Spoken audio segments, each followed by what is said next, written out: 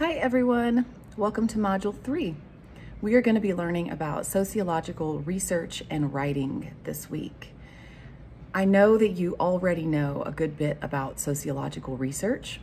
We're going to dig just a little bit further into it using, of course, your textbook as well as a few extra resources. And then we're also going to be learning about sociological writing, which may be new to some of you, at least some of the concepts of it. So let's just dig right in, starting out with research. I want to focus here, and your textbook does the same, on the research and the writing that comes as a result of or because of or is mixed up in social media. Most of us participate in some form of social media, and a lot of people gather their knowledge from social media. This can cause a lot of problems if we are not really using scientific measures to validate the information that we are consuming. So think about research, for example. When we're researching and it could be anything. I mentioned this in your overview. Maybe you want to know best way to exfoliate your skin, or the best way to bake a chicken breast. It could be anything, right? We typically go to the internet and look it up. That's what we do now. And that's fine.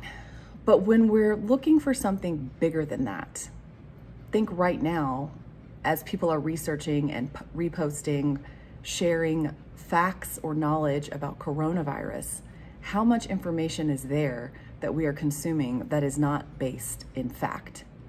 So the author of your textbook gives some excellent information for how to actually do research while being sociologically minded. I don't want to go too deep into that because you do have a lot of readings this week about research specifically.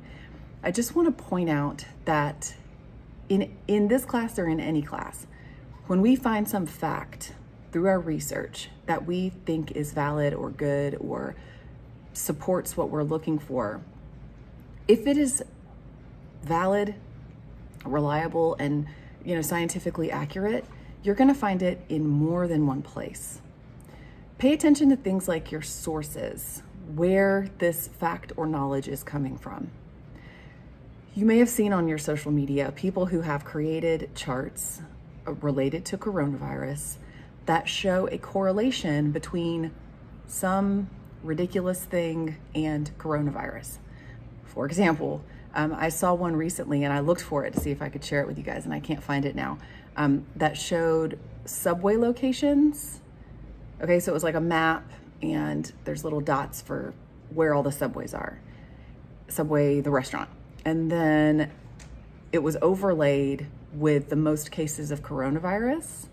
And so the chart was saying, clearly there's a connection between subway locations and coronavirus, because where there are more subways, restaurants, there are more instances of coronavirus.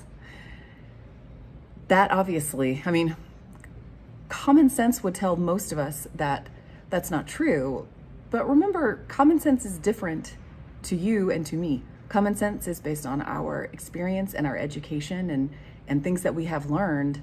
And posting things like that, while funny, lots of other things similar to that get posted or shared on social media that people then consume as fact and then share it again. And then pretty soon that becomes something that is common knowledge to people that is not factual. Now, I'm using a ridiculous example. I hope most people would know that that doesn't make any sense at all. But there's all kind of things out there like that. So we want to use the tips given to you by the author of your textbook when we are researching stuff on our own. So I want to move into the meat of this, which is what your assignment's going to be on, and talk more about sociological writing. Okay, sociological writing. So all of us know how to write on some level, right? You've written discussions and had writing assignments already in this class, so we know you know how to write. And I mentioned already, you probably have social media and you probably write stuff there.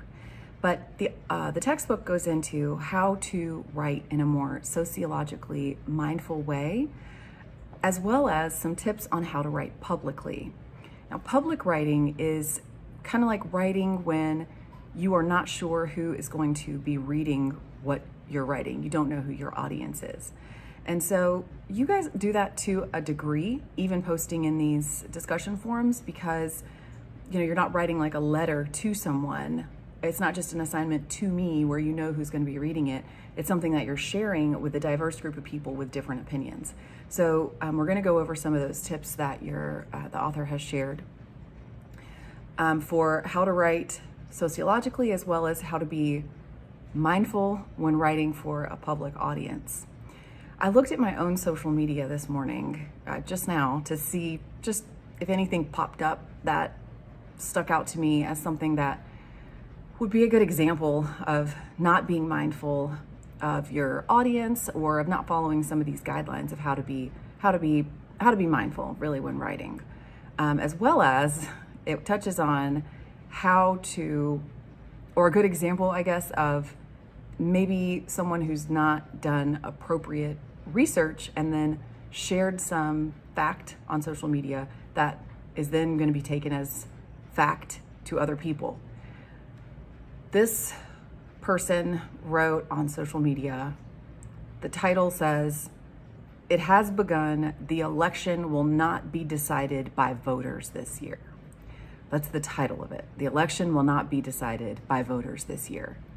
Well, that's a pretty big statement, and is certainly a hook to make us want to click on and read what is there.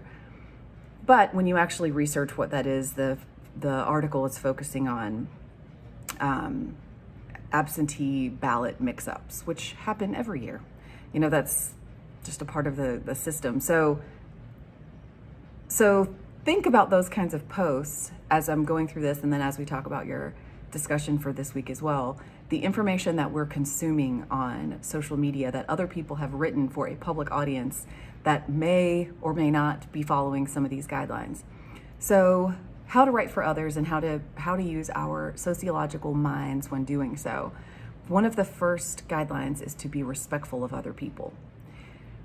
And again, I'm focusing here on social media because that's what your discussion is going to be related to. So respect your readers. If you've ever read a post or a tweet that starts out with some kind of insult or some kind of dramatic statement that seems to go against common belief systems or popular belief systems, you probably are not going to listen or hear, read, take in, consume what the rest of that says if it starts out with something insulting, even if what they're actually sharing is factual and is relevant and could be helpful. Remember, our goal here is social change. We want to be doing things in our lives, that's what we're learning in this class, that will help us to impact social change in some way, with the goal of making the world a better and more fair place. So starting out something with an insult or some derogatory comment, not going to be helpful, and really is not going to make much difference for the audience that you're trying to reach. The author also talks about respecting your opponents. So remember last week we talked about the believing game. Consider with the opponents of what it is that you're trying to share. The things that they believe are just as real to them as the things that you believe, regardless of which one of you is right. In terms of belief, it doesn't really matter. So being respectful of other people's belief systems or political agendas or anything, just to be respectful. That doesn't mean you have to agree or condone. It just means that we are understanding that there are opposing views, and we're not putting those down when we're trying to lift our own up. You can do one without the other.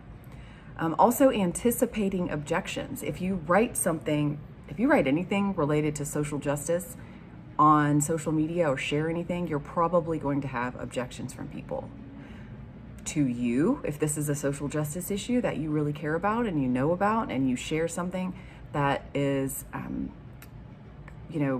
a message of trying to advocate for that social justice issue, it may seem bizarre that people object to that.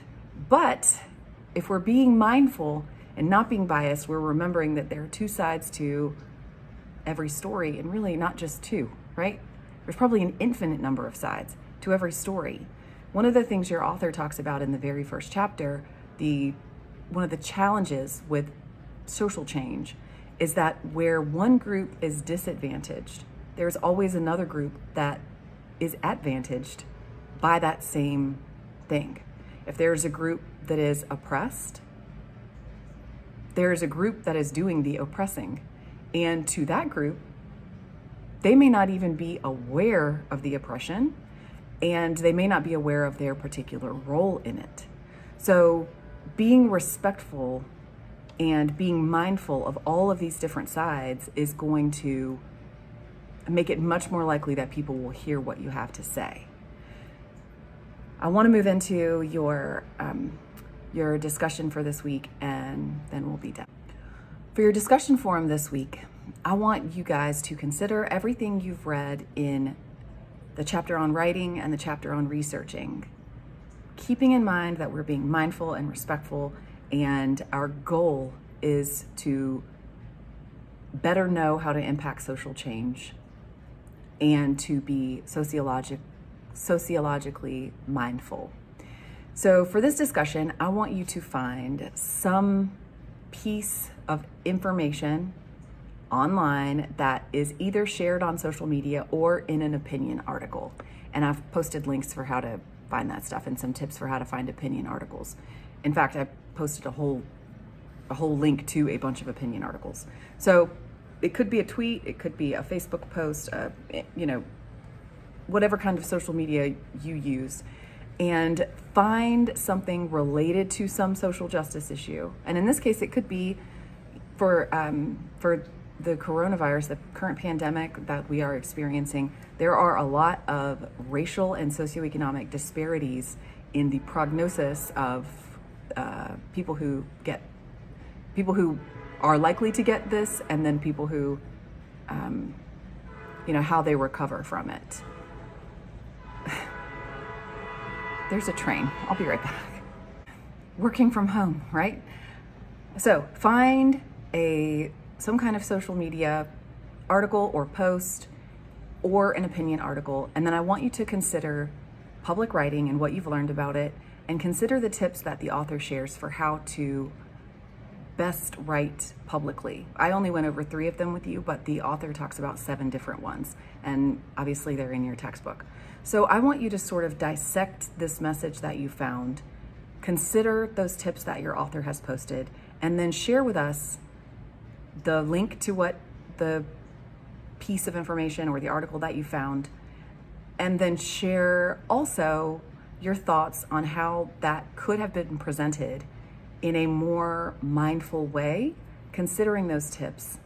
And really what I want you to look at is, how could this have been written to impact the audience considering social change? How could it have been written differently to make more of a difference? Because that's what we're doing, right? If the goal here is to be looking for how we can use our sociological knowledge to make a positive impact on the world around us, applying what we have learned, right? We're applying our sociological knowledge to things in our everyday lives. So I don't want you to share anything that's obviously offensive. Someone's always going to be offended by some type of social, there's not many social justice issues that people don't have strong feelings about. Some people will have strong issues about any of them, right? But what I mean by offensive is like crude language or anything like that. Try to avoid that if you can.